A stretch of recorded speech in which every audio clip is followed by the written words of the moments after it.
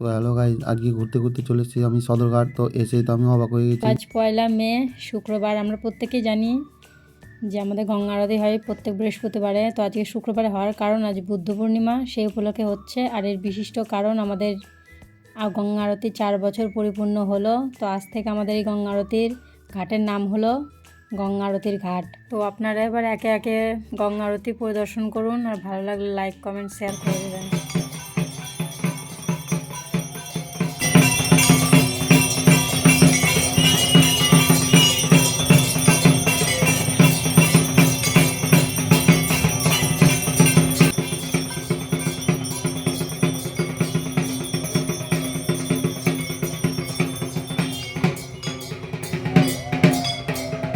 আমাদের জীবন মা গঙ্গার সেই জলধারা দূষণ মুক্ত হোক।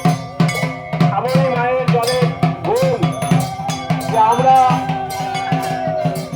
বাড়িতে যদি মা গঙ্গার জল মাথায় একটু ছিটিয়ে নিই, তাহলে আমাদের শরীরটা পবিত্র হয়ে যায়। সেই মা গঙ্গার জল আমরা বাড়িতে সংরক্ষিত